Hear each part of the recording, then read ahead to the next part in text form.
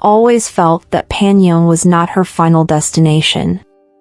Because she was young, Miaying still had some pride. 2 years ago, Miaying worked at Pan-Young's workshop. It was just a workshop, with a small factory yard surrounded by walls, with low-quality machinery and materials. It employed over 10 workers to produce spicy sticks that children craved. They secretly put labels of some popular snacks on them. The products were delivered exclusively to small supermarkets and shops near schools in the county town. Surprisingly, the business was quite good. At most, they would deliver a truckload every 2 or 3 days. The workshop was run by Pan-Young's father, while Pan-Young was responsible for deliveries, mostly loading the truck at night and sending the goods before dawn. So Miaying worked there for some time without seeing Pan-Young. That day, Miaying had a slight cold. After working for a while, the intense smell of artificial flavors, MSG, sugar etc. made her nauseous. She rushed from the room to the yard and threw up. She just spit out some sour water. At that moment Pan-Young happened to see her. Pan-Young went to see his father for something. Seeing Miaying squatting in a corner of the yard retching, he was stunned. Pan-Young occasionally went to the factory during the day. He remembered that the workers were usually women in their 40s and 50s. He had not seen one as young as Miaying. That day Miaying wore a pink shirt and skinny jeans. Squatting there, the pants tightly wrapped her hips and buttocks, plump yet firm. Between the shirt and pants, a small section of fair and delicate waist was exposed. Pan-Young stood behind Miaying and at that moment felt the urge to touch Miaying's butt. He called out, "Hey!"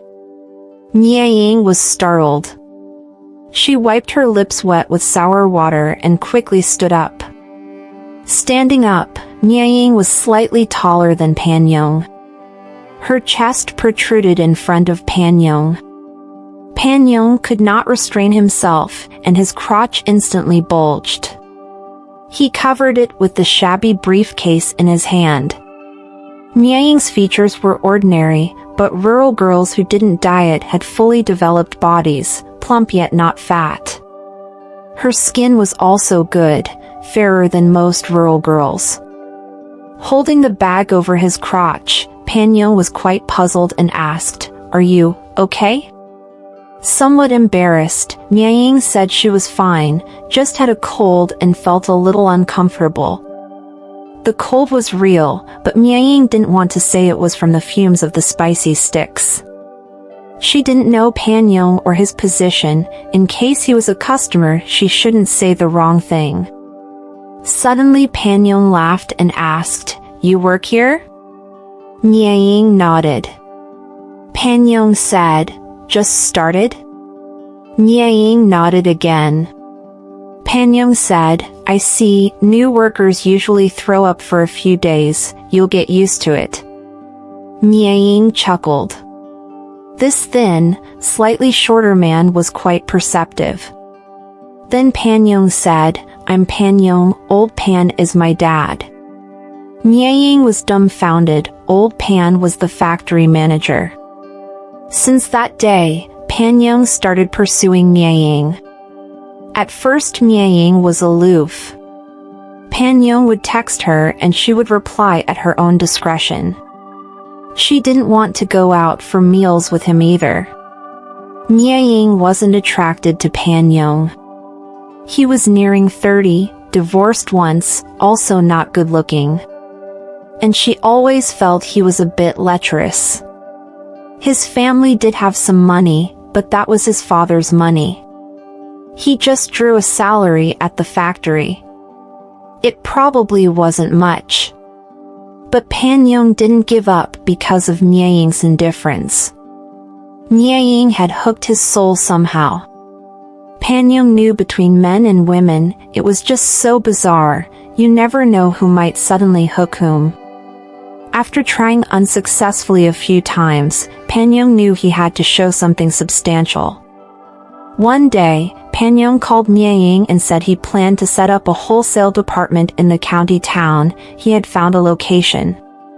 In the future he would deliver goods there, and shop owners who wanted to purchase could pick up themselves. Mia Ying said, "That's great."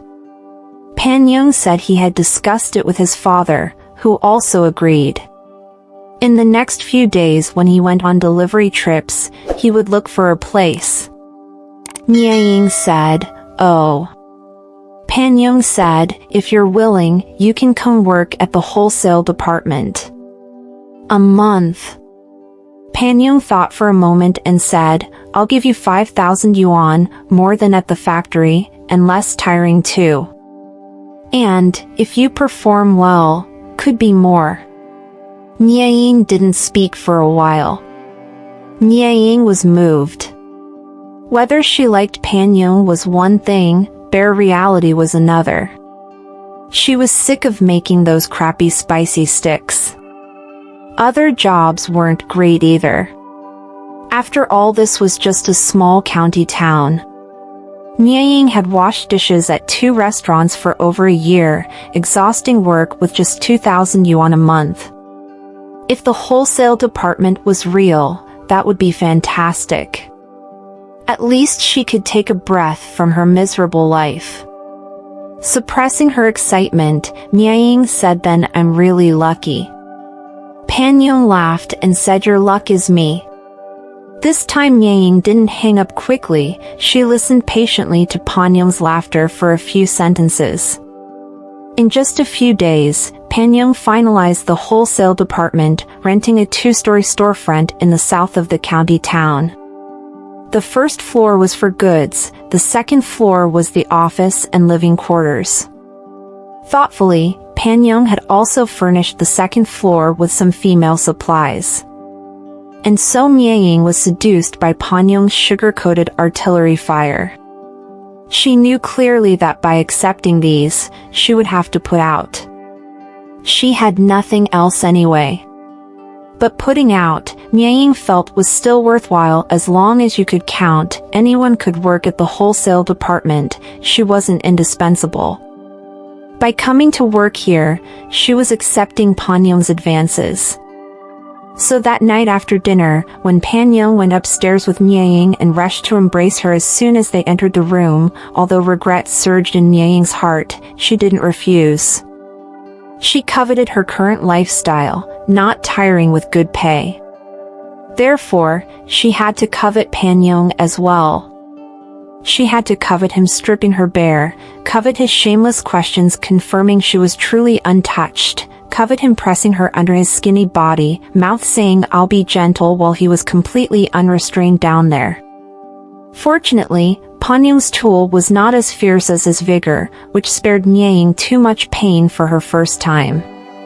Then, after the discomfort passed, following Pan Young's lousy techniques, Mia Ying slowly became aroused.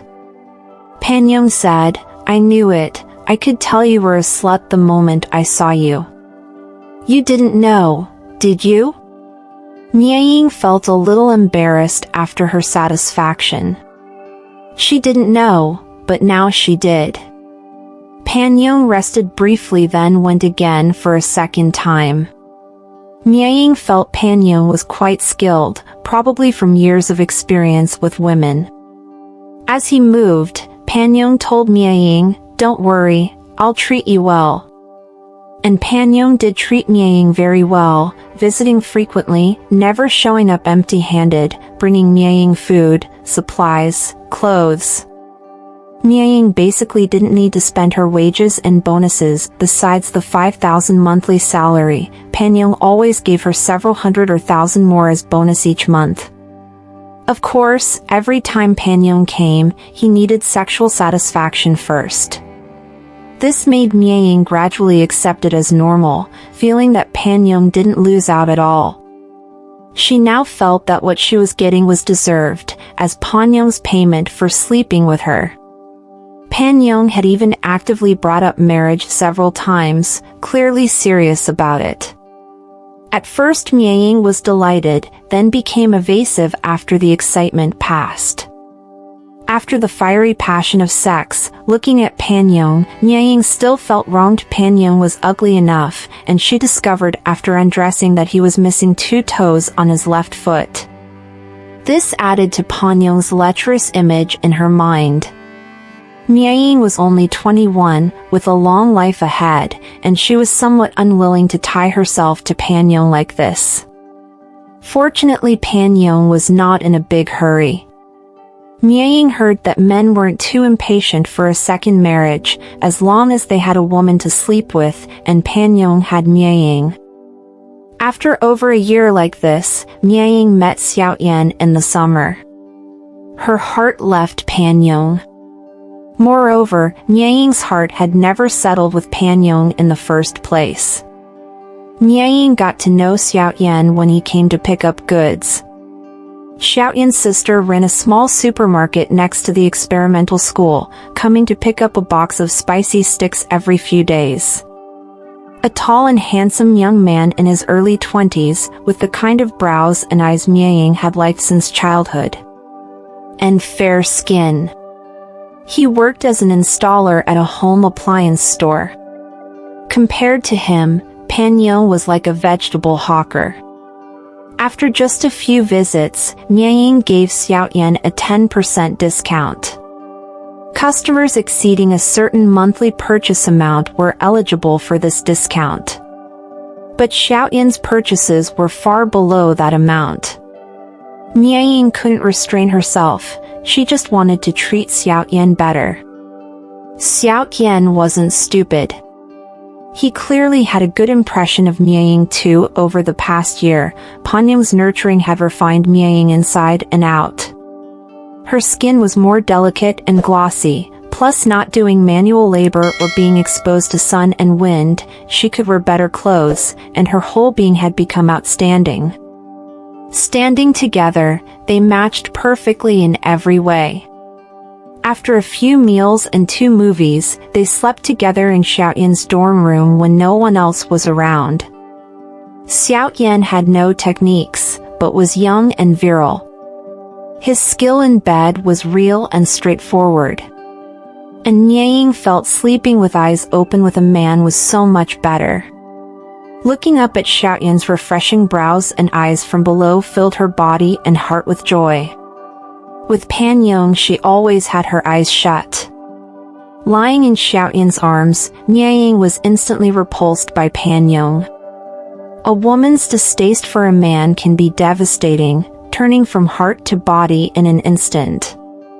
The next day when Pan Yong came again, dragging Mieying to bed, everything about him felt wrong to Mieying. She rejected and resisted it all, nothing felt right. She didn't want Pan Yong to touch her anymore. She felt she should make things clear with Pan Yong. Of course, once clear, she couldn't keep this job either.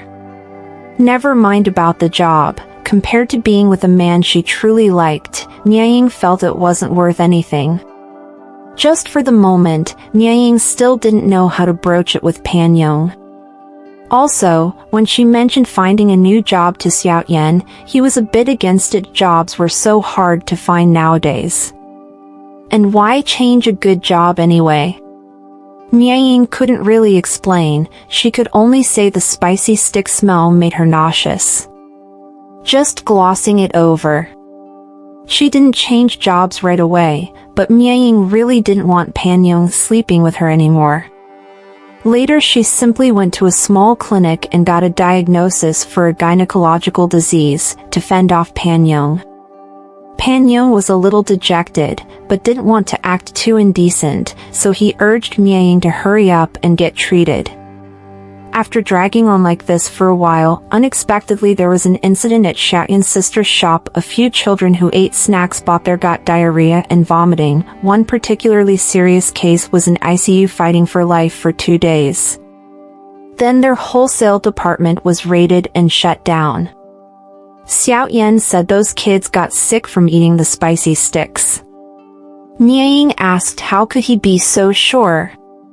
Xiao Yan said the shop had surveillance. After going over it for half a day, those kids had all bought spicy sticks. It was solid evidence.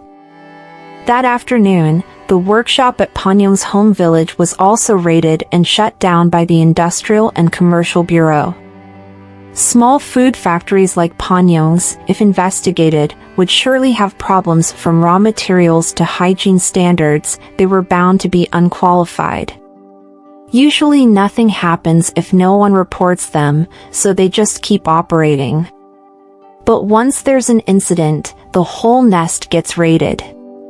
The furious parents sued the factory, and in the end compensation plus fines caused Panyong's family to lose big time. Panyong was very depressed. He told Miaying the spicy sticks weren't up to standard, but nothing had happened for so long. It was just damn unlucky that with no warning at all, someone reported them and the whole operation got shut down. Someone must have tipped them off, otherwise how could the Bureau have found that remote location? Miaying's heart gave a little lurch and her back broke into cold sweat. Who else could it be? She had chatted about all kinds of things with Xiao Yan when they slept together. The wholesale department, Panyong's workshop, MSG, sugar, additives.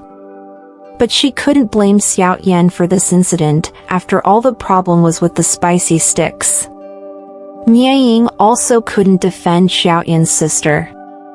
After Miaying for a bit, she asked softly, "So what now?" Panyong said, "What can you do? Just our bad luck." Miaying suddenly felt a little upset that he didn't suspect her at all. After hesitating for a long time, Miaying asked, "Will you still make spicy sticks in the future?" Panyong said, "Of course. But we have to learn our lesson, get all the proper certificates, meet all the standards. Damn it, in 6 months I'll be back on my feet." Miaying chuckled a little. She had never cared for Panyong, but now felt he was quite manly after all. However, Panyong said, "This whole thing is fishy. How come no one else had problems, just us? Damn, I feel like we're taking the fall for something." Looking at Panyong, Miaying's heart lurched. Going to Xiao Yan, Miaying didn't bring this up, only saying the raid on the wholesale department also cost her the job. Xiao Yan said, "Well, nothing to be done, that's what you get for your boss doing shady business. Just find another job." Miaying said, "Easier said than done to find one so good." As she spoke, she leaned into Xiao Yan's arms, and they had passionate sex as usual. Afterwards, still holding Xiao Yan, Miaying said, "Or I could first go help out at your sister's shop." Xiao Yan was taken aback, saying her tiny shop she managed herself. Miaying said, "Actually, I know how to make spicy sticks too. I worked in the factory before. It's not technically difficult and super low cost, so how about?" Xiao Yan burst out laughing. "Even less need for that. My sister knows how to make them herself. She used to." Xiao Yan abruptly stopped, glanced at Miaying. "Let's not talk about this anymore. She won't sell spicy sticks anymore from now on." Miaying said, "Yes, spicy sticks probably won't sell well anymore." Xiao Yan then changed the topic, saying, "I'll also keep an eye out for jobs for you." Miaying said, "So you don't plan on supporting me?" Xiao Yan scratched his head. "On my measly salary, how could I support you?" Miaying said, "True. Just kidding, didn't plan on having you support me." Xiao Yan then gave Miaying's chest a feel and said, "While I can't support you, I can put in effort." Miaying used to really like it when Xiao Yan occasionally joked like Panyong did, but that time, she suddenly felt a little uncomfortable. When Miaying went back to see Panyong, he was running around borrowing money to reopen the factory and resume making spicy sticks. This time it was all out in the open, with a big sign hung on the main road in town. The factory entrance was made very large, with a brand new signboard. He told Miaying the trademark was registered too. Miaying was a bit surprised. Pan Yung really had some guts. If starting over, then do it properly from the start. Now it really looked like a legitimate factory. Pan Yung said, "Learn from mistakes to get wiser, better than letting others scheme against you." Miaying said, "How do you know someone schemed against you?" Pan Yung said, "At the family where the incident happened, the woman also made spicy sticks herself and had packaging bags printed with our factory name. She would buy some goods from us every few days, just to have a scapegoat in case something happened." Miaying was shocked. "How did you find that out?" Pan Yung said, "Was there anything money couldn't buy? I even found out where she lives." Miaying said, then. Pan Yung said, "She destroyed evidence quickly, so even though I know, nothing can be done legally." But Pan Yung gave Miaying a meaningful look, "But I wasn't going to let her plot against me for nothing. Yesterday I had some men beat up her brother. Don't think he'll be getting up again for 10 days or half a month." Miaying gasped, her face turned ghastly pale. Pan Yung said, "You know him too, that punk who picked up goods at the wholesale department. He's the one who led people to raid our factory that afternoon. The fucking bastard." It took a while for Miaying's face to regain color before saying, "Would he report it to the police?" "Don't cause more trouble." Pan Yung said, "I had him beaten where there were no cameras. Just external injuries. I guess even if reported, the police won't investigate too hard. Even if they find out I'm not afraid, I dare to do it, so I dare to own up to it." Pan Yung snorted, "At least I got even. Don't worry, Miaying, the factory will open soon, you can continue at the wholesale department. I will make it even bigger than before." Miaying was stunned, unable to speak for a long time. Then that night, beside the machines in the still-closed factory, like the first time, Pan Yung stripped Miaying completely nude and turned on the highway lights. He violently pressed Miaying under him. Only this time, before entering her, Pan Yung put on a condom himself, saying, "From now on I'll take precautions, best not to have things happen that don't need to happen." Miaying didn't make a sound, she had nothing to say. But this time, Miaying didn't close her eyes. She looked directly at Pan Yung under the glaring lights. Watched as he pumped vigorously into her, full of arrogance and pride. Such an imposing manner. This made clear to Miaying. Of course Pan Yung knew everything, but he was still willing to give her some face. Not because he loved her that much, but tearing her facade away wouldn't win back his losses either, and had no further meaning. It was better like now, he could keep sleeping with her, he enjoyed it anyway, like he loved making spicy sticks. It was to his taste. For this, he would also give her a way to survive for the moment, assign her an easy job, and give her a salary. But Pan Yung would never again mention marrying her. He would not marry her now. Of course Miaying could choose to leave. But what good would leaving do? Find a tiring low-paying job. Meet other men like Xiao Yan, sleeping with her while scheming against her, not even daring to talk about supporting her. Xiao Yan hadn't explicitly broken up with her. In fact, Miaying knew his taking advantage of her was purely situational, not premeditated. Much of the despicable was not necessarily born of malice, but purely combating life's circumstances. And precisely because of this, it highlighted the deep-rooted and unstoppable nature of this despicable. Miaying's life was already despicable enough, she didn't want to sink to deeper depths. So she no longer wanted to keep sleeping with Xiao Yan. Being with such a realistic yet powerless man, if they met the slightest bump in the road, he would likely disappear without a trace. Might as well stick with Pan Young for now, before finding a better way out. While he still craved her body, had no other woman, hadn't wanted to kick her out, she could save more money. When she had enough capital, she could open a small shop, or go to a big city and learn a more skilled craft. When eyes open or shut could not discern men clearly, Mia Ying felt it was good to see her own path clearly. This was not something she owed Pan Young. Mia Ying felt this was something she owed herself, owed life.